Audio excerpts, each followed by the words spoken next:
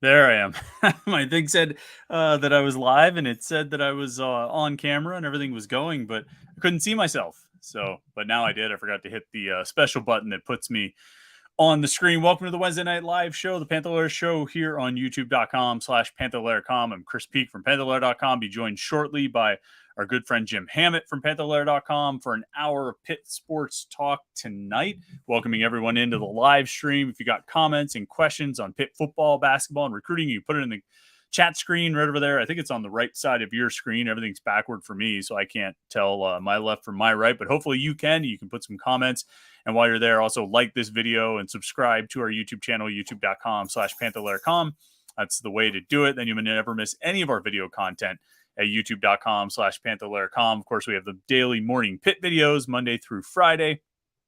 Just get your day started with a little Pitt sports talk, everything going on in the world of Pitt sports. Just kind of a little morning show for you. It's a way to get started with your Pitt stuff. I always say you get your morning shower, your morning shave, and your morning Pitt. I didn't come up with that tagline. Someone else did, and eventually I'll give them credit for it.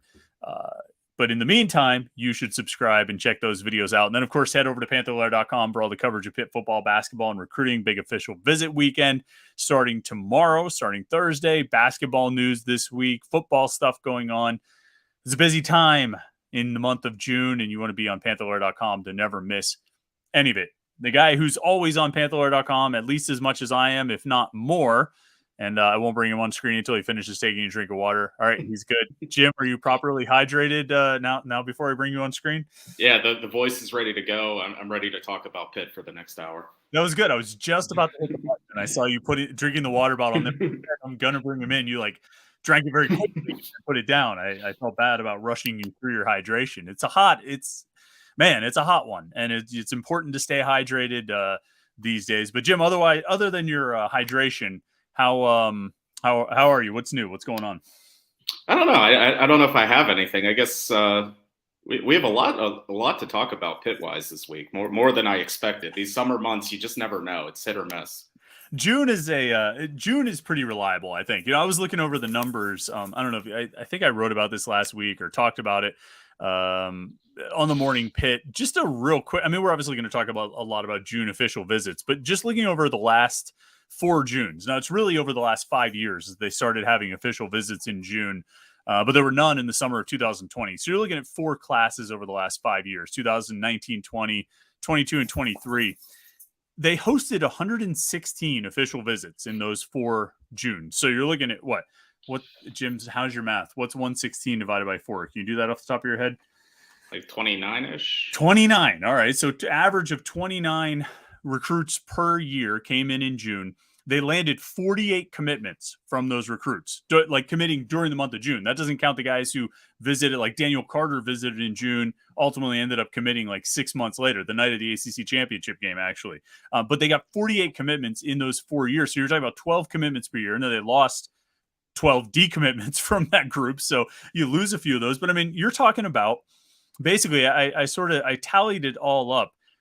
In those 4 recruiting classes, 19, 20, 22, and 23, they signed 69 recruits, pretty nice total.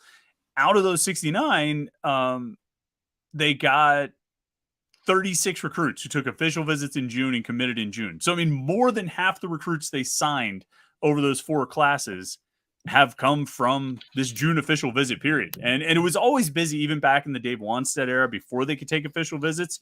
But it's just gone, it's turned up to 11 since they started doing it. And somehow an exciting, action-packed month of recruiting has become even more so. You've covered. I feel like I ask you this every week, what year you started writing for us, but you've been around for all of these, right? You were at that first Father's Day massacre with Davis Bevel and Vincent Davis. I think Kalijah Cansey was part of that group. You were around for that one, right? Yeah, I think that was the second month I started working here. So I got baptized by fire. Good indoctrination. Yeah, that month they got commitments from DeAndre Jules, Davis Bevel, Bryce Nelms, Kalijah Cansey, Brandon Hill, Vincent Davis, and then also Travis Kuntz, Caudry Jackson, and Brandon Mack. Those 3 guys ended up at other schools. But I mean, that's 9 commitments they got that year in June from official visitors. it's pretty reliable, you know. And so you talk about the summer months being a little bit slow. I think June is that outlier where things kind of liven up, you know. Yeah, and whenever you said the 116 number, that almost sounded low to me. Like it just feels like there's because I think we kind of ran into that a little bit this week where there are so many people that schedule official visits, and you and I keep this list, and it updates and changes daily, and we have to take guys off, so it's kind of weird how it's like, you could go in on Monday thinking, okay, there's going to be about 19 guys here for an official visit. But, when Friday rolls around, it gets whittled down. So, whatever you said, 116 guys visited, but like, I'm thinking about how many guys we thought were visiting, that their plans changed, that they were going to visit the second week of June, but they committed somewhere else the first week of June. So it's just like, you almost have to be on your toes so much this month because it can change by the day. And it really took off last year, too. They hosted 35 kids last year in June. That's the most that they've hosted on June official visits, and they got 16 commitments. Again, 4 of those guys decommitted, but you're talking about nearly half the guys. And I think that's kind of interesting because it's actually a little bit less than half, whereas maybe in the old days when you just brought in guys for December official visits, you probably had a better batting average. Whereas like last year, it sort of felt like they were bringing in anybody they could find. Like anybody who wanted to take an official visit was welcome. And so they only got, 16 commitments out of 35 visitors. But I think like a decent number of those other 19 kids couldn't even commit. You know what I mean? They didn't even have a spot. It was just kind of, I don't know. I'm not sure I totally understood the logic in do that, because you end up with more of an impersonal experience, right? I mean, if you only have, or if you have like 18 guys, I think they had one weekend last year that had like 18 guys, right? If you have 18 guys, it's really hard to give them all the best possible one-on-one experience for a weekend. You know what I mean?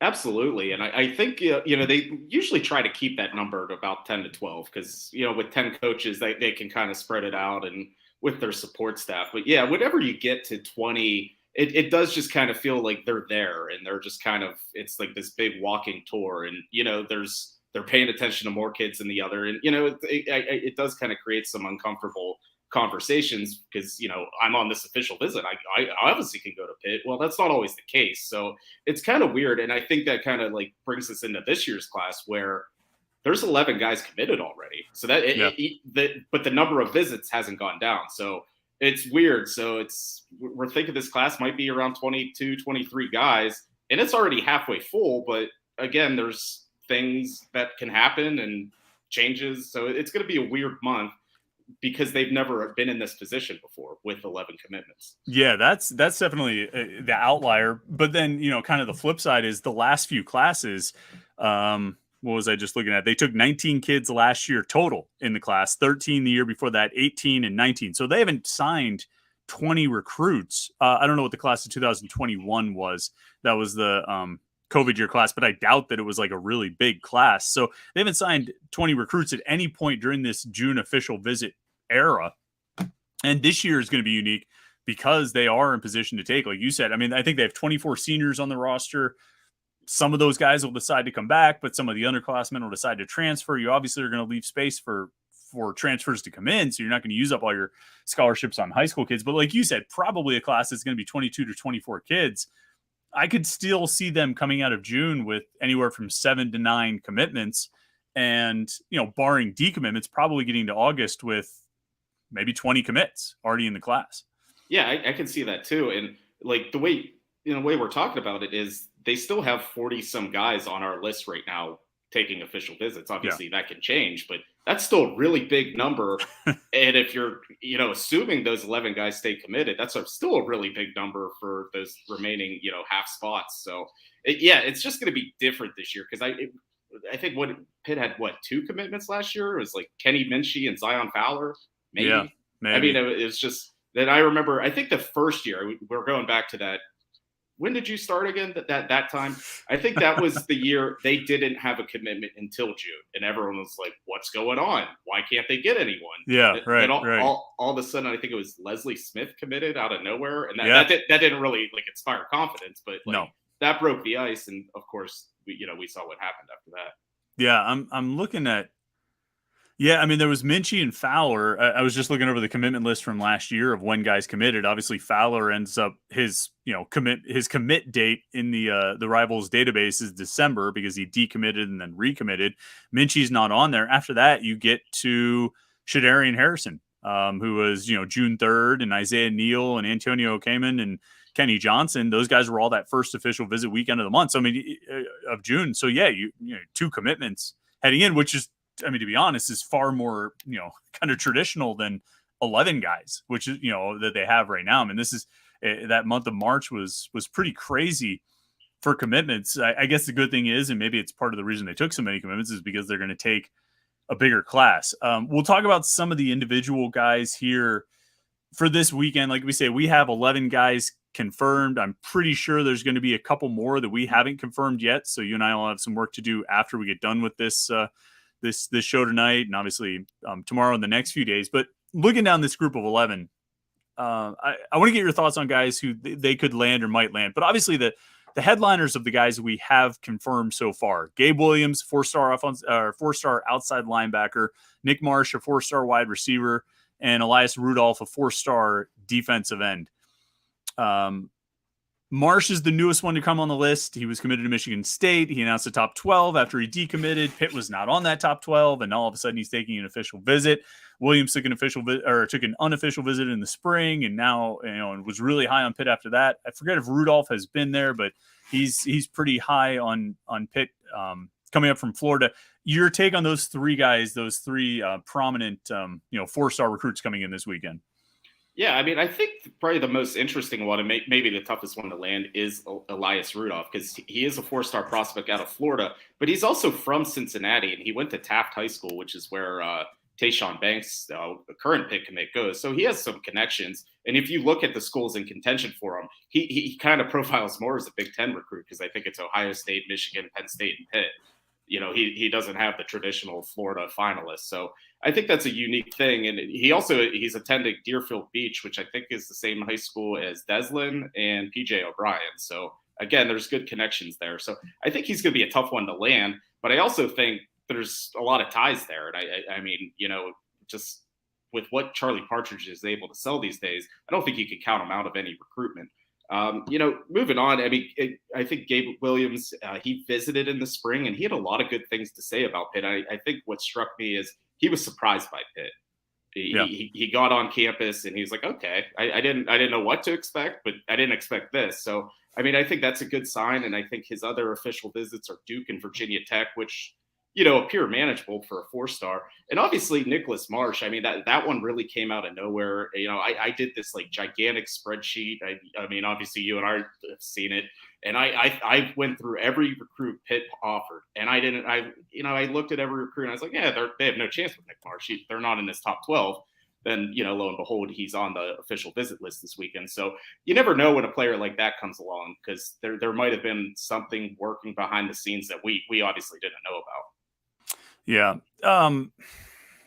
Do you think they get any of those 4-stars? This is, total goober recruiting question. And sometimes these things are, I mean, a lot of things come out as a surprise sometimes with some of these commitments. All three of these guys we're talking about have additional official visits scheduled. I actually need to update on, who is it? Williams. He's got a little bit of a different list. He's got some prominent Power 5 visits that are scheduled. We'll talk about that on the message boards a little bit later. But Rudolph has a couple. Has Michigan, Miami, Ohio State. I think Marsh. I think he's going to Penn State. I mean, I don't know. Do you have a feel on any of those guys? Do you see any surprises happening there, or you think it's too early to call it? I think it's too early to call, and I think we went into last year, the first weekend, thinking, they had a bunch of visitors coming in here. You just don't know. You don't know who's going to click. And you always think, well, they have these 2 other weekends with all these guys coming in, and are they going to wait? And usually if they're there the first weekend, that's who they like. So, I mean, could they push for them? Yeah. But I mean, are these, are Rudolph and Marsh, all these other visits they have? Yeah, they're probably going to take them. So, I mean, I can't really say they're going to land a 4-star this weekend. That's not to say these guys can't eventually commit down the line. But if they do get a couple commitments this weekend, I really don't think it would be one of those 3.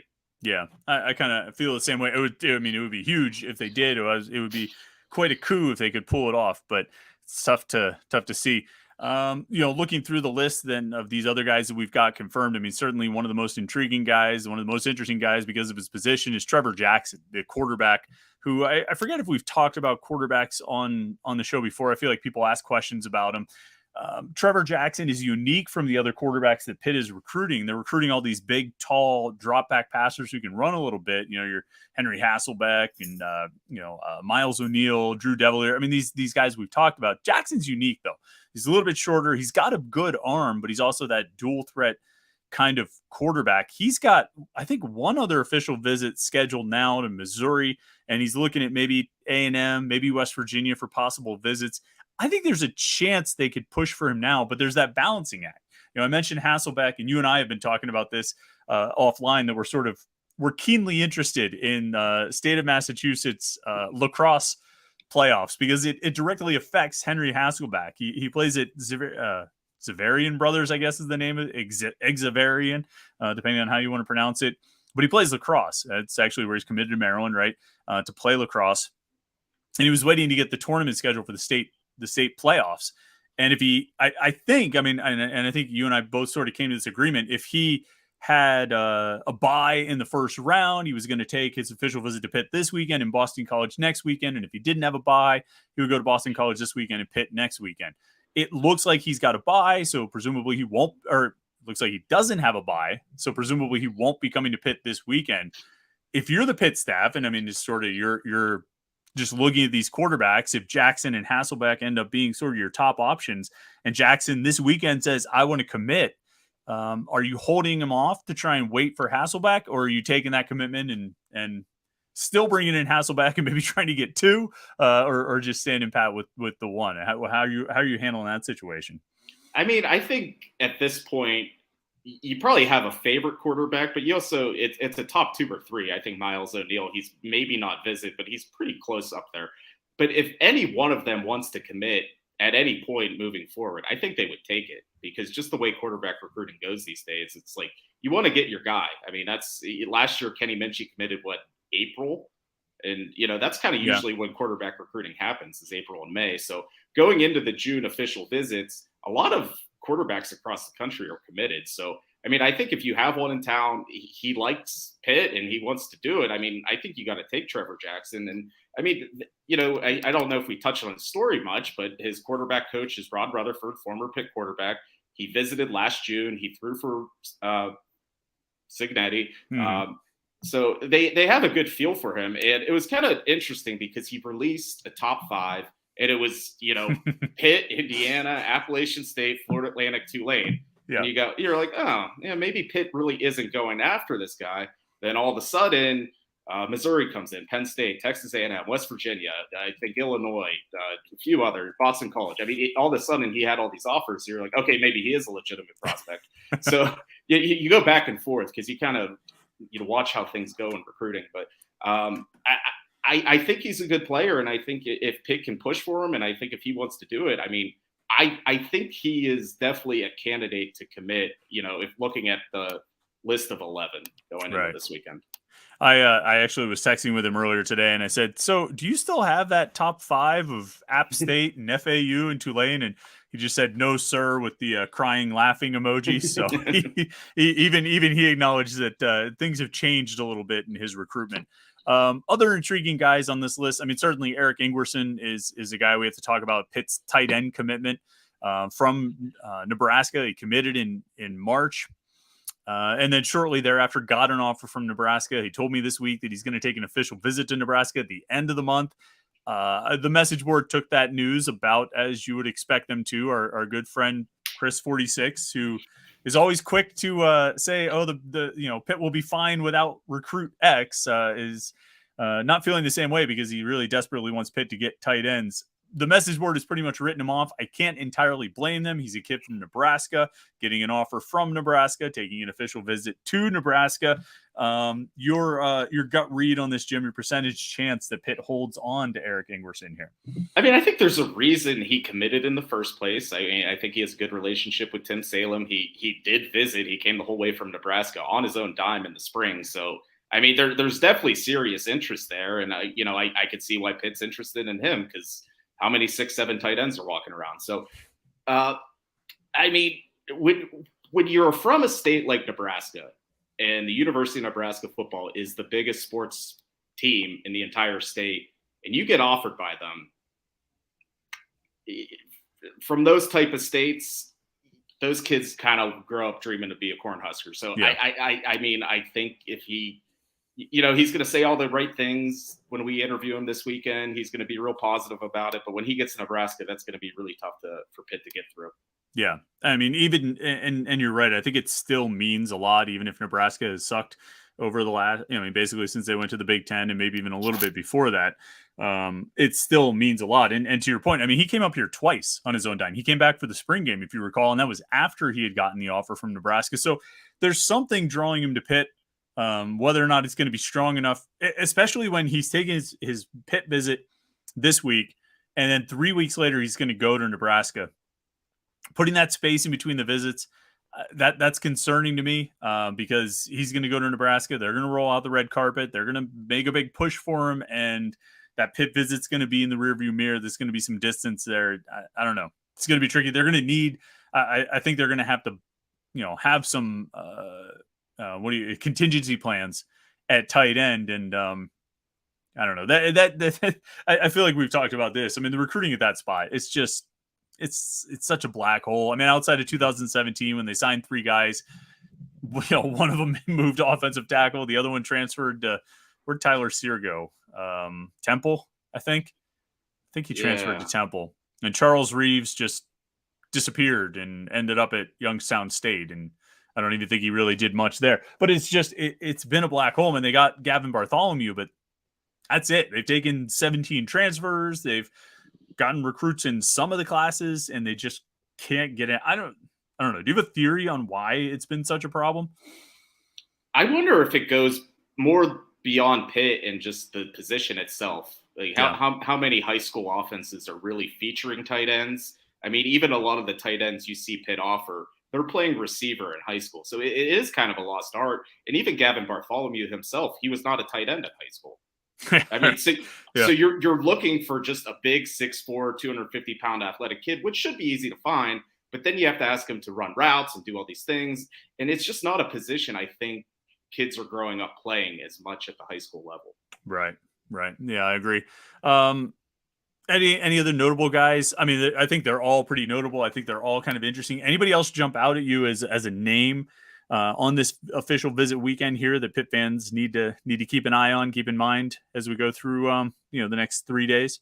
Yeah, I mean, I think Pitt's done very well in Ohio in recent years. I think they landed some good ones, and I think there's 2 Ohio prospects I have my eye on.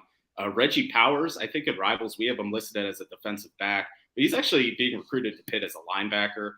He's being recruited by Ohio State, but when they recruit an in-state guy, it's not always 100% sure. So it's not like Pitt's going directly against Ohio State. It's like if Ohio State doesn't get the 5-star they want, they might circle back on Reggie Powers. So that's an interesting one. But I think he really fits Pitt's defensive scheme of those athletic linebackers who may have played safety in high school. So I have my eye on him. I also have my eye on Davion Pritchard. He's kind of a newer offer, but he's a guy that Pitt coaches have been recruiting for a while. He visited a few times. He's from Austintown Fitch High School in Youngstown, a teammate of Brian Robinson, the big 4-star recruit. So, I mean, he's coming in for a visit, and, he has a handful of Power 5 offers, but I mean, I think I would be on commitment watch for him. Austintown Fitch, the high school of the Davis twins. Are you old enough to remember the Davis twins in the Todd Graham recruiting class? Chris and Demetrius Davis. Yeah, do you remember? Did they ever play? No, they were only here for a year, I think, before they transferred to Arizona or Arizona State, somewhere like that. They were teammate and their teammate Will Mahone. Will Mahone, I think was his name, and he went to Notre Dame and then got into some really ugly business and ended up out of there. But Darren Hall more recently. In terms of Austintown Fitch, I think Darren Hall was a Fitch guy, wasn't he? I think so. Yeah, I think so too. Maybe George Hill as well, although that didn't exactly work out for him. But I mean, Darren Hall was pretty good. So maybe Reggie Powers will be the next one. All right, that'll be obviously we'll have a lot of coverage on Panther-Lair.com. I'm sure actually we'll have a few more names confirmed. I wouldn't be surprised if we have a few more names confirmed after we get done here tonight. So people have to stay tuned to the message boards at Panther-Lair.com. Obviously there's a lot of comments and questions here, but before we get to all of that, Blake Hinson, the news about Blake Hinson returning. I think as we would talk over the last few weeks, as we would talk about Pitt basketball and how Papa Conte fit in and this and that, we always just sort of assumed Blake Hinson was coming back. There was this brief point like Monday, early Tuesday morning where I was like, what if he didn't? And then, obviously by Tuesday afternoon, it was done. But there was this brief moment for me. I don't know if you had a moment like this, like about 12 hours where I considered what this team would look like without Blake Hinson. And I kind of came to the conclusion that if you removed any of the other 11 scholarship guys, not one would have the impact on the team that removing Hinson would from this coming season's roster. He's just that important. He's not a point guard. He's not a big rebounding center or anything like that, but he is just that important to this team and what they're going to do this year. And as such, his decision to return, and basically just maintain the status quo was bigger than any transfer they've gotten and any recruit they signed this offseason. You agree with that? Absolutely. I think Blake Hinson is underrated in the scope of the ACC. I don't think people really appreciated what he did this year. He's the only ACC player returning for next season to average 15 points, 6 rebounds, and make over 73s. He's the only one. He is a special player. He's the second team pick last year. And we talk, and you've mentioned all the time about how he's the X factor. Pitt was 8-1 whenever he scored 20 or more points. It was almost a lock. If he scored 20, Pitt was going to win. So, yeah, he's huge. And, going through this whole month, I don't think either one of us ever really considered that he was leaving. I guess earlier in this week, I'm like, all right, he hasn't said anything. So I guess that possibility is out there. But, him returning was not a surprise to me. I think that was the right outcome for him. I think he's a really good college player. I think he has pro potential, and there's some things he needs to work on. But for Jeff Capel's benefit, he's going to work on them while he's at Pitt. Yeah, it's interesting. There's a lot of talk about how his body might have changed. There was one photo that's been posted from a workout, and I think there was a post on the board that he's lost about 15 pounds. In the photo, he did look thinner, right? Did you see that? It does look like he lost a little bit of weight. Do you think he could lose, or do you think it's a weight loss thing that could allow it? How do you think, I guess this would be the best way to say it, how do you think weight loss would impact his game and the way he plays? How big of an impact could it make? Or do you feel like what he does well and the best things he does are kind of regardless of, how much weight he's carrying? I think the biggest issue with his game offensively is he's just not comfortable off the dribble. Mm-hmm. He's not going to be one that can drive the lane, but he has that like 6'6" slashing small forward frame that he should be able to do that. So I think if he does have a little bit of quickness, and he can do that. And I think someone posted on our message boards earlier in the year his freshman highlights from Ole Miss, and everyone was like, "That's Blake Hinson," because it didn't look like him. He did not look like the spot up 3-point shooter that he was this year. He was athletic. He was a Division I football recruit. He's an athletic guy. So I think if he could get himself down a few pounds and get to that point, he it might unlock some professional opportunities for him after the season. So he's really good at what he does. He's a very good shooter. I think what's Jeff Capel say about him? He has convenient amnesia. And he is open at any time. Any shot's a good shot. He is ready for the next shot. That's who he is. And I think that's what makes him really good. But I think he can add a little bit more to his game with some, a quicker frame and more athleticism. Yeah, Capel also says that sometimes with Blake, he takes bad shots, but you just have to learn to accept that he's going to take those because he actually makes a lot of those. Do you think, and just getting kind of like way down the hypothetical trail here, do you think, I don't even know the best way to ask this question, should Pat Narduzzi try to get him to play tight end for Pitt football this year? Seriously. Who started? Antonio Gates started the trend that the tight end never played football. Then just tried out. Then I think Chevy Troutman, didn't he try it? I think that sounds familiar. Yeah, did he ever try out with like the Washington football team? Yeah, he did. That actually like rings a bell. Yeah, Jimmy Graham, right? Yeah. Jimmy Graham was another one. He was a basketball player at Miami, I think, right? But I think in Hinson's case, he was already a really good football player. He had a lot of scholarship offers. So I guess if basketball doesn't work out, I guess that's something he could look into. No, I'm talking about this year. I'm not talking about if basketball doesn't work out. I'm saying this year, should Narduzzi try to get Capel to lend him Blake Hinson for 3 months in the fall? He should try. Capel should say no, but Narduzzi should try. I mean, like, he would. I forget what the early, what the early non-conference might look like. But I mean, worst case scenario, you're playing on the first Saturday night in December, right? You're playing in Charlotte. So he's not going to miss that much time. He already knows, like, and maybe he has to play in again, best case scenario, he's playing in like a New Year's Six bowl, so he might have to miss a little bit of time. Maybe he misses like half the games and practices in December. Would you sacrifice half the games and practices in December in basketball to have Blake Hinson play, 13, 14 games of football? I mean, I wouldn't. But I mean, if the first couple games, the tight end production's a little lean and they're not finding Gavin Bartholomew, they might have to come up with some ideas.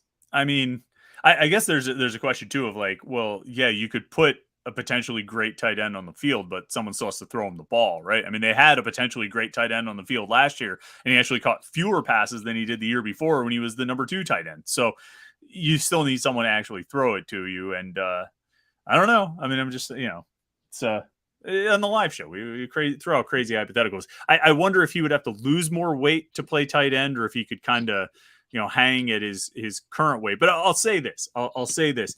If he did want to lose more weight, do you know who he should reach out to, Jim?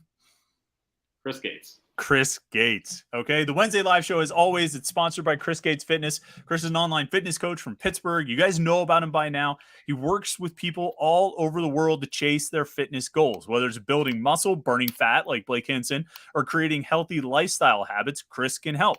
Now, Chris is pumping out a ton of valuable info and information and knowledge in his podcast right now. You should definitely check it out. He recently published a part 1 and part 2 episode on how to recover from your workouts. It covers quite literally everything you need to know: sleep, diet, protein, stress, supplements, and more. Chris also has an article coming next week, I think it is, on how to calculate your calories and macros for literally any health or fitness goal. If you want to lose weight, build muscle, or just generally up your game with your nutrition, if you want to be better off the dribble because you lose weight and get into better shape, this article will teach you how. So head over to chrisgatesfitness.com.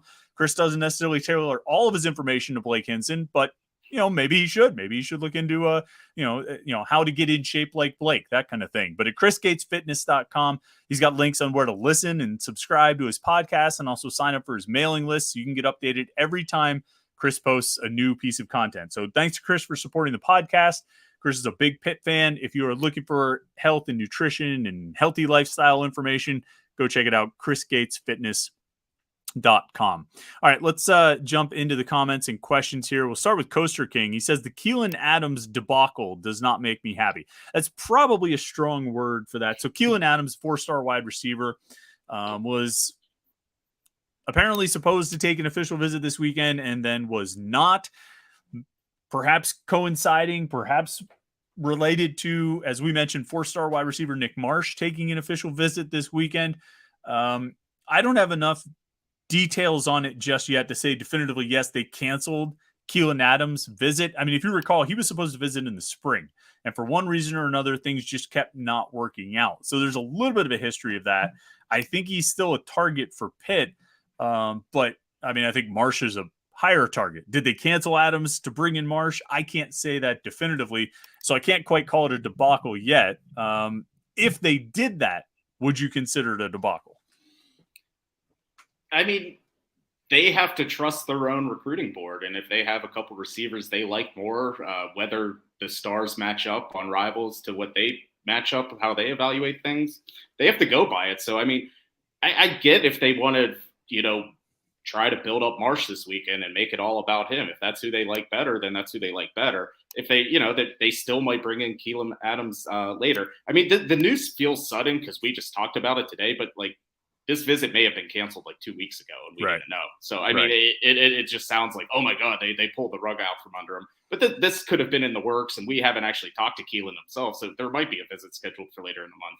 Yeah, for sure. Do you, how many receivers do you think they should take in this class? They took 4 last year. I mean, I don't think they should take 4 again, even though it's a bigger class, but if you want to tell me that they should take 3, I can't really disagree. I mean, there's so many gaps on that scholarship board, and there've been so many gaps in the recruiting classes. You know, 2 almost doesn't feel like enough. I kind of feel like they should take 3. How many do you think they should and will take in this class? I think they should and will take 3. I mean, I think just the numbers kind of support that with who they're bringing in for visits. I think they have a couple more. They already have Darius Farmer as a commitment, and I mean, they're going to have to fight to hold on to that one. But I think they can justify taking 3. And I think there was just those couple years where it went from Chris Beatty to Brennan Marion. There was definitely some misses in those classes and some attrition from those classes. So I think they kind of still need to restock the position even after landing 4. Brock Madonic asks, what's the news with the new Pitt basketball target that was announced today? Is there a visit to Pitt in the works? So this is Mongolian Mike. I can't believe it's actually his nickname. I definitely cannot say his last name. Kid from Dayton, and apparently goes by Mongolian Mike. He's the first ever Mongolian D1 athlete. Announced the top 5 today, or his agent, Scott Nichols of Rise Management, announced the top 5 of Indiana, Memphis, Nebraska, Pitt, San Francisco. Hadn't really seen Pitt connected to Mongolian Mike prior to this. I mean, I'll be honest, I don't really see anything coming out of this. I could end up being wrong, but I assume there's been some contact there. I just don't really get a feeling that this one's going to happen. You have any read on it? Yeah, I can't really see, because I think there just creates more of a logjam. I think they have a lot of 4s and 5s on the roster. And I think he's probably going to want to go somewhere where he can play a lot. And I really don't know if Pitt can offer him type of minutes he's probably looking for. Yeah, I think you're right. Did you ever, let me see it. Did you ever listen to the, not the Who, not WHO, but the Who, H-U, the Who? It's this Mongolian metal band. They rock. They're incredible. Like when I saw Mongolian Mike, I was like, that reminded me, like, oh, I got to go listen to the Who, and not like Won't Get Fooled Again or Tommy or Quadrophenia, but like the HU. And I assume they pronounce it Who. I don't speak Mongolian, but I assume HU is pronounced Who. But there's one song that I've watched on YouTube like 100 times. I forget what it was called, but it's incredible. I mean, it is just like hard rocking. It's good stuff. So if they were going to bring in Mongolian Mike, if they played the Who songs, and again, not like Pinball Wizard, but they played songs from this Mongolian rock band, I would be on board with that. But otherwise, I'm not sure I see much happening there. Is there a visit to Pitt in the works? I don't think so, but we'll see what happens. Brock's got another question. Over under 5 commitments this weekend. And we'll say this weekend, you know how it is at this point. So many times guys might commit on Saturday, the final day of the visit, and nothing actually gets announced until like Monday because they have to wait for the graphic and the edit and the video and all that stuff. We'll still count it as being part of this weekend. I'm going under on 5. I don't know about you. Even if we count it 4.5 or 5.5, I'm going under on 5 commitments from this weekend. You? Yeah, I think they'll get, maybe 2 or 3, but I don't think it's going to be a big weekend. But I do think I said the exact same thing last year, and they went over 5. Brock asked me this question last year, I think. Probably. It's a good question. I mean, it's a legitimate question. Everybody has that. Everybody has those. I mean, that's what you wonder. I mean, you look at the official visit list, and I mean, it's the next question right here. Coaster King says, "Who are some players you think should be on commitment watch this weekend?"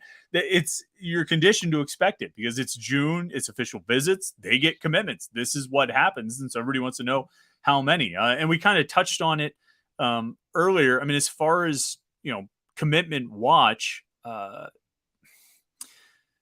I don't know who stands out to you the most. Who's one guy you would pick as being on commitment watch this weekend? Pritchard? I think it would be him, and I don't know too much about the 3 offensive linemen visiting, so I don't really know where their head is. I think that's Mason Lindsay. He's a newer offer, quickly scheduled an official visit. Caleb Holmes was kind of not really on our radar, but he's coming up. And Jaden LaFontant from Connecticut. I think he's from one of those prep schools up there. I don't really know where Pitt's board is as far as offensive line go, because they already have 2 commitments. So I really don't know how many they're going to take, but I would say Pritchard's probably one of them, and a wild card, I guess, is one of the linemen. Yeah, that's good pronunciation on Jaden. How'd you say it? LaFontant? Yeah, I'm not gonna say it again. So That was good. I was gonna go I was totally rolling. I was gonna go totally Pittsburgh and just Jaden LaFontaine. But Jaden LaFontaine has 4 more official visits scheduled. So I feel like he's probably gonna hold off. No, I mean I've used this logic in the past, kind of like you said in previous years. I've used this logic of like, well, he's got this visit and that visit scheduled, and then he ends up committing. Lindsey doesn't have anything scheduled at this point. Mason Lindsey, the O lineman from DeMatha, he doesn't have anything else scheduled. He's got some other schools he does want to visit, but he doesn't actually have anything on the books yet. And so I might be keeping an eye on him. Caleb Holmes, like you mentioned, from Georgia is interesting. He's got a visit scheduled to Auburn next weekend, but he's really tight with Pitt freshman BJ Williams, which might give them maybe there's sort of an opening there. I think Jackson's a possibility if Pitt wants to take him. Maybe a wild card would be Nick Marsh. I mean, like, you know, as a 4-star wide receiver, but like we kind of talked about, he was committed to Michigan State, and then he backed off of that. And then he announced the top 12, and Pitt wasn't even part of it. Now, all of a sudden, out of nowhere, he's got this Pitt official visit scheduled. Maybe things are happening and moving kind of quickly there. Maybe his recruitment took some shifts and turns that he didn't expect, and he's looking at things a little bit differently. Maybe he's got a good connection with Tyquan Underwood. Maybe that'll be my sort of dark horse or sleeper pick. And this isn't some kind of wink, I've got secret information here. It's already on the board. You said it. I know. People on the message boards always like think like, oh, he wouldn't say that if he didn't know something. Well, no, I do you know Dan Kingerski does Hockey Now, Pittsburgh Hockey Now, I think is. I think I've come across him. Yeah, I follow him on Twitter. He's pretty good for Penn's info and stuff. So this whole thing with the Penn's GM search, and the one night he was like, look, there are things happening. I don't really know what it is. I'm just staying away from it for tonight. I'm not saying things are or are not happening. And all the replies were like, oh, so you do know. And he was like, wow, when I say I don't know anything, everyone assumes I do know something. I'm just going to do this more often. So that happens though. And I'm like, look, I don't know, but this is what it looks like. Like, oh, he's saying it is. It must be something. No, you guys are giving me way too much credit for this. Josh Newark says, super pumped for the backyard brawl in prime time. That said, what's the deal with the Cincinnati game not being announced yet? There isn't a possibility of the game moving to a weeknight, is there? No, there's no possibility of that. I can rule that out. I saw somebody else on the message board did. I haven't really looked at what the rest of the slate looks like that day to kind of guess or piece together when that Cincinnati game might be in week 2. I don't know if you have. It just strikes me as one of those games that's going to be announced a week ahead of time.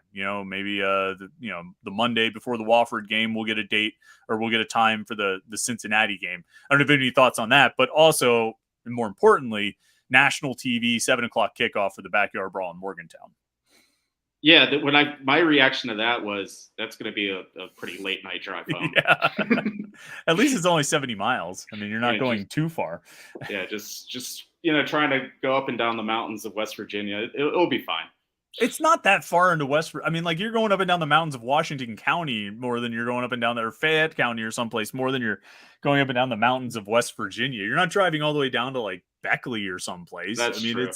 But that'll be a great atmosphere. And I've never been to Morgantown for a football game. I was at the basketball game a couple years ago, and I thought the Coliseum was awesome. I thought their crowd was really good. Like, everyone was into it. So I think it's going to be a really, really good atmosphere, especially, this past season was any indication. Yeah. And a night game, I wonder, I mean, do you just sort of expect every backyard brawl to be a primetime game from here on out? I mean, should we just assume that that's what's going to happen?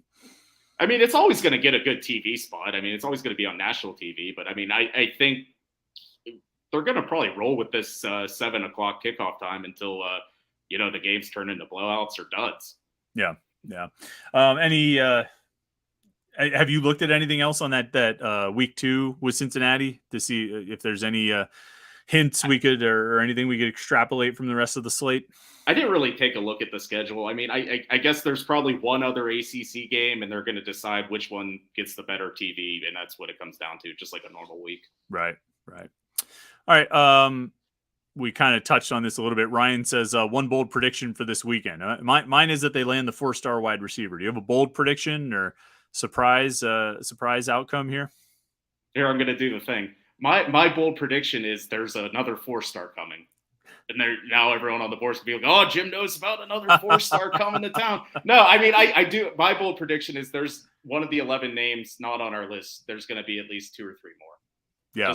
It's going to happen. And one of them might be a 4-star. So there's my bold prediction. It's not that bold there, Jim. An extra 4-star? Well, no, to predict that there are 2 or 3 more guys coming. That's that's I can almost guarantee that, as a matter of fact. But Ed Mahoney just gives a shout out. No questions for tonight. Just want to thank you for the great work and look forward to the shows. So thank you, Ed. Appreciate you tuning in. Josh Newark says, anyone who watched the Big 33 game, Kenny Johnson balled out. Yeah, I mean, all the highlights I saw. I didn't watch the game live. I don't know if you did. I was in Washington. Was that game on Sunday night or Saturday night? When was the Big 33 game? I think it was on like Sunday evening. I caught myself watching it Monday though. So I was like kind of confused. Is this live? Then I have to look it up. Well, yeah, Kenny Johnson obviously had a huge game. I mean, he had a big stat line and certainly looked good. We've talked so much about Lamar Seymour as the guy who enrolled early, but I mean, Kenny Johnson's probably got as good a chance as any of them, right? To play early of those 4 freshman receivers coming in, I would think. I was pretty high on him when they landed him. And I think part of, some people were wondering because he doesn't play in a very strong league out in York County. So I think people were wondering, he's not that good. But I mean, he looked really good in the Big 33 game. I know that's lost its luster, but I mean, he's a pretty smooth route runner. I kind of pictured him being more, I'm not calling like Jared Wade and Devin Street slow, but like in that type of wide receiver, but he was quicker than I thought. Right. I think, I think it's unfortunate he wasn't able to come in January. I think if he had been able to enroll early, he'd be a lock for playing time. But I mean, some of those guys are going to have to play, whether it's 1 or 2 or even as many as 3. I mean, some of those freshman receivers are going to have to step in and play, even if they get another transfer. And Seymour and Polk have the leg up because they got here early, but I'm not going to count out Johnson. I think he's as talented as any of them. Was there one receiver in that group that you liked the most? Was he the guy, or was it because I think Seymour's really good too. I kind of went back and forth with Seymour and Johnson. I mean, I part of it with Seymour is he played for the #1 high school team in the country, so you knew he was productive for him. So you knew he was playing really good competition and he was putting up numbers. So I think I was a little higher on Seymour, but I really do like Kenny Johnson as a prospect. Yeah, I think he's going to be really good. Let's see. Wolf HD says, do you see any home games on the schedule that can somewhat compare to the crowd for Pitt, West Virginia last year? Maybe Florida State if Pitt has 2 or less losses. Let's see. If they have 2 losses by the time you get to Florida State, that'd be what? 5, 6, 7. They'd be 6-2. Depending on who they lose to and how many wins they have coming into that game, they potentially could be ranked. You assume Florida State will be ranked. It's first Saturday in November. I would think that would draw a pretty good crowd, right? Maybe not comparable to West Virginia, but if Pitt's 6-2 and they're top 25 and Florida State is whatever, 6-2, 7-1, 8-0, and they're top 15 or top 10, I mean, yeah, I think that would be a pretty good showing for that one, right? I do too. I mean, the Pitt West Virginia game, we have to remember, was the largest crowd ever in Pittsburgh sports history. So it's going to be tough to get back to that until West Virginia comes back in 2 years. Right. But I do think the Florida State crowd will be pretty good because I think they're excited about their season. And it was 10 years ago, but I remember a lot of Florida State fans in town for that year, and they were excited about that team. So Florida State fans are excited about this team. So I could see them. Because it's such a rare road trip. You don't get to go to Pittsburgh as a Florida State fan very often. Right. It would be like if Pitt ever actually played at NC State. Like, I think fans would probably travel for that because it'd be like, oh, this place still exists. They've never been there. I mean, I would say the same thing about Wake Forest fans traveling to Pitt, but I don't imagine the Wake Forest fans travel anywhere. So, but I don't know. Wait, do they play up? They don't play it. Do they play up here? No, that game's still down there. So Wake Forest has still never played at Pitt as an ACC team, right? Yeah. I mean, it's a great conference you got there. Great conference. General So's Chicken says, who will Pitt have a better game against, Cincinnati or West Virginia, or do we destroy both losers? Jim, you got a thought on that? I don't think either team's particularly great this year. I think with Cincinnati's coaching change, there's going to be a lot of turnover. And I mean, we saw West Virginia last year. They gave Pitt a really good game, and they turned out to not be a really good team. I think they'll be jumped up for that game, especially with the 7 o'clock kick. So, I mean, I think Pitt would probably do better against Cincinnati at home with a coach in his second game at his new school. Yeah, well, here I it's would think. actually the next comment is from Will Z. He says, if Rodney Hammond is healthy, Pitt should be able to run all over West Virginia. I think Cincinnati will surprise people, and Scott Satterfield knows how to beat Pitt. If by knows how to beat Pitt, you mean he knows how to get 3 red zone turnovers, then yes. I mean, that's a good plan. If his plan going into that game was, hey, guys, let's turn them over 3 times in the red zone, let's get 2 interceptions and a fumble inside the 20, 2 of those at the goal line, then yes. I mean, I would say Scott Satterfield has figured out the blueprint. I mean, he's got it down. But otherwise, I mean, are you scared of Scott Satterfield? Or as he says, Shatterfield? Which I can't figure out if that was on purpose or he just misspelled his name. I mean, either way, it's kind of funny. No, it worked out. Are you scared of Scott Satterfield? Not really. I mean, obviously Cincinnati has a pretty talented roster after, the run they just had. But again, I think they should be able to feel more confident going into that game, and they should feel confident going into West Virginia. But like a rivalry game, anything can happen. So even if West Virginia is, kind of going into the season with Neil Brown as, maybe on his last leg, there's still going to be a tough game for Pitt. Let's see. Let's scroll down here. See what we can. There's a lot of jokes, a lot of good jokes here. Here, Blake Hinson comment. Will Z says, if Blake Hinson can develop a mid-range jumper, since he can't drive so well, that will improve his game immensely. That and consistency on defense. Yeah, the whole losing weight and agility and all that might help him the most on defense. I know he needs to be able to drive, but if you could really, if he could become a more solid defender than he was a year ago, for one thing, he gives you more flexibility. People keep talking about wanting to move him to the 3.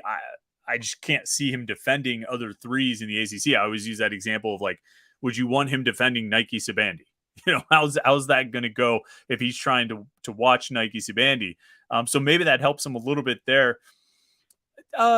What's your memory of him as a mid-range jumper, though? I'm trying to think if I thought of him as having a decent pull-up shot. I feel like he was okay at it. Or am I misremembering? I think he wasn't too bad at it. I mean, I have one that sticks out. Like, he had a really sweet, turnaround jumper against Xavier in the NCAA tournament. He kind of went off for a little bit, then got himself in foul trouble, and that's kind of when the game got away from Pitt. But he did have a couple in that game. So, I mean, it's there. I mean, and I think it still goes back to what I said with he needs just to be more comfortable off the dribble, because I think mid-range he still needs to put the ball on the ground a little bit. Scrolling through, and people are taking up my recommendation for Mongolian heavy metal. Nice. Will Z was listening to Wolf Totem, says it's a banger. Another person named Will, presumably a different Will, says listening to Wolf Totem while watching this, and it absolutely is a banger.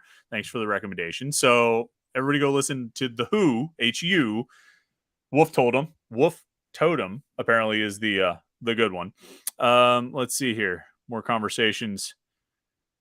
One more from Will Z, because he's been asking good ones. Do you guys see a hot seat developing with Taekwon Underwood? Recruiting has been a lot of misses, albeit close misses, and wide receiver development took the majority of the season to finally materialize. No, I don't see a hot seat for Taekwon Underwood. He's been here a year and took over a situation where the best player on the team left.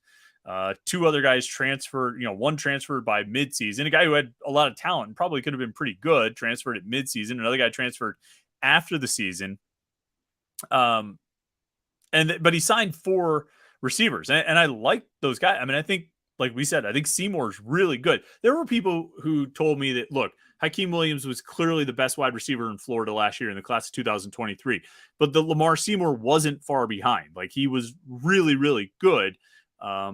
We've talked about how much we like Kenny Johnson. I think he did a good job restocking the room with receivers in the recruiting class.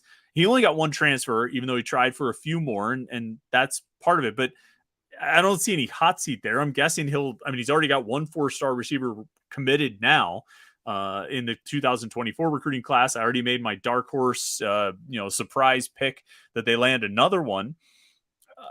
No, I don't see any hot seat with Taekwon Underwood. Do you? No, and I don't know where this kind of got started on the message board where people are down on Underwood.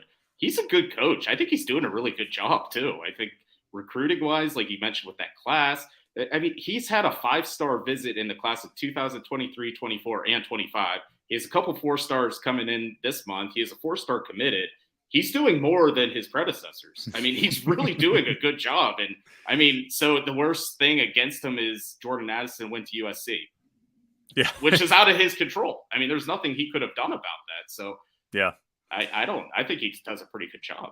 Yeah. You, trying to think. I mean, like Kevin Sherman, Chris Beatty, Brendan Marion, Taekwon Underwood. Did I miss anyone? That's all 4, right? 4 receiver coaches. Yeah. You take Beatty out of that group. Is he your top guy, or you take Underwood? Or do you take Marion, or do you take Sherman? Who do you take out of that group? I mean, I would say right now Beatty, but I mean, going into year 2, I mean, I think Underwood's trending in the right direction, and wouldn't surprise me if he's the best of the bunch. Josh Newark says, I did not like Stuart Mandel spitballing Heather Lake's name to USC. I don't see her leaving for that particular job, but with the Magnificent Seven spouting off, keeping Pitt Athletics stable is paramount. The first thing I'll say is I might start a new policy on this show where if anyone mentions the Magnificent Seven, I start singing the Magnificent Seven theme song just as punishment for it. I'll have to, which would inspire me to go watch the Magnificent Seven again because it's awesome. And then I'll watch the Seven Samurai because that's what it was based on. And that's awesome too. But nevertheless, 2 thoughts on what Josh is saying here or asking. One, Heather Lake's name is going to keep getting attached to open athletic director jobs. That's just inevitable. There's been enough success around here. She's got that kind of a reputation nationally, I think now. I think in circles of, in athletic department circles and among sort of that certain tier of college football and basketball writers, her name is known. And so I think when jobs come open, she's going to get mentioned. I think that's going to be fairly commonplace. You add in the complicating factor of what some of the allegations and stories have been that came out of USC.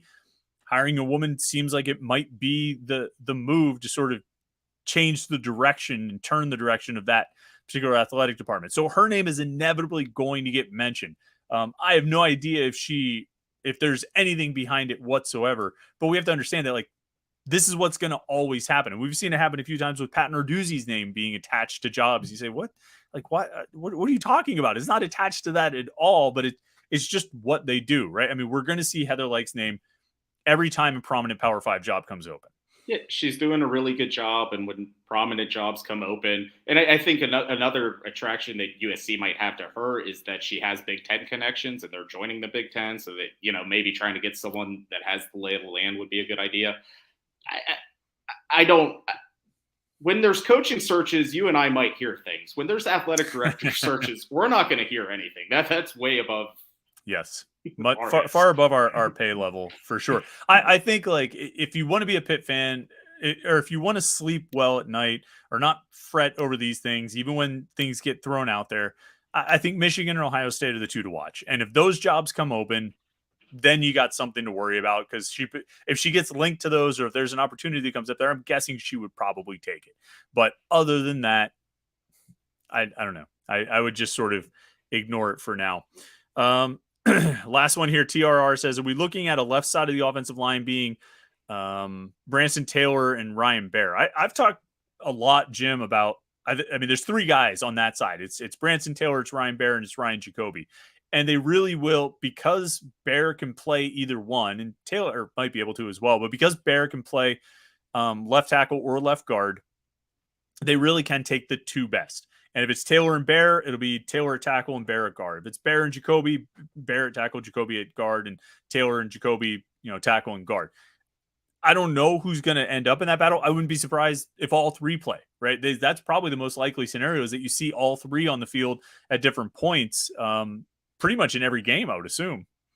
Yeah, I would think so. And I mean, we've seen so much in recent years, like guys like Matt Gonsalves, he's never won a starting job out of camp, and he has like 25 career starts. I mean, there's room to play on the offensive line. Injuries happen. So, I mean, I think Ryan Baer could just be that 6th man this year, where if any injury happens, they reconfigure the line to get him on the field, because he's the 6th best lineman. So I kind of think that's what's going to happen for him at start. And if he's starting by the end of the year, I wouldn't be surprised either.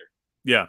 Yeah, you're right. Because even if like Jake Cradle got hurt at center, Blake Zabovic could move inside, play center, and Barrett could step in at right guard, or right tackle, and Gonçalves could move to right. I mean, yeah, they've got enough versatility in this line. I think the line's going to be pretty solid. I think it's going to be a good group this year, and we'll definitely have plenty of time. Last thing here that I'll bring up. I'm going to trust Josh Newark here because I am not really looking at Twitter. He says that Judah Mintz has announced he's going back to Syracuse.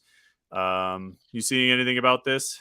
Yeah, I have my phone next to me and it's blowing up. So that is accurate. We can trust Josh. Judah Mintz is playing. I'm surprised about that. I didn't think he would come back. I thought he would be a one and done. Not that I looked at him and said, "Oh, that's a one and done level kid." But when he announced that he was going, or at least going into the process, I didn't think he would come back. Are you surprised by it? A little bit, and I think even with Boeheim leaving, it just kind of felt like Syracuse was starting over, and it was a natural jump for him to go to the NBA. So that's a big addition to the ACC next year. I mean, Syracuse is definitely one of those programs where we talk about ACC basketball needing better notoriety. They're definitely one of the programs that's lacking. So having a guy like him around definitely makes them a little bit better. Right. Who else? Is there anybody else really notable from the ACC? Reese Beekman is coming back to Virginia. Obviously, Hinson, Judah Mintz. Anybody else that was outstanding today that was still on the board? I didn't at least when we started today. I'm trying to think. Oh, Zach Edey's coming back. That's not ACC, but that's why. I don't know. Maybe he's I guess it kind of makes sense, actually. I mean, how many guys like him are in the NBA right now? That kind of like big back to the basket center went away. Yep. Yeah, that's a good point. Well, hey, maybe it makes the college basketball game better or something. I don't know. I mean, I think it's good to have talented players. It's more fun to watch, I think it's good to have household names. I think that would help the sport too. And having Zach Edey and Armando Bacot back for another year, even though it kind of seems ridiculous, it's probably good for basketball. Bacot, geez, is he a senior yet? Good God, he's been around forever. But all right, Jim, I appreciate it tonight. It's been a lot of fun as always. Appreciate everybody out there who chimed in and watched the show and offered questions. Anybody who watches or listens later in the week. Jim, we'll be busy this week. You clear your calendar to cover the official visits? Yeah, I remember last year's June official visit. I was like so hungry, and I kept trying to go get lunch. And like every time I like pick up my car keys, a new Pat Narduzzi tweet would come through. So this Saturday, I'm gonna have food in the house. I got to be ready for this. By the computer all day. Go out tomorrow morning, buy a loaf of bread and some deli meat, and or like 4 boxes of bagel bites or something. I don't know. But a lot of Pop-Tarts because that's a new bowl game sponsor. Get a lot of Pop-Tarts. And celebrate with that. But all right, Jim, we will definitely be in touch. We'll have a lot of information on Panther-Lair.com and on the message boards. Thanks everybody who tuned in. We will be back tomorrow morning with a new morning pit, and then Jim and I will be back next Wednesday night. So Jim, we'll talk to you later, and everybody else have a good week.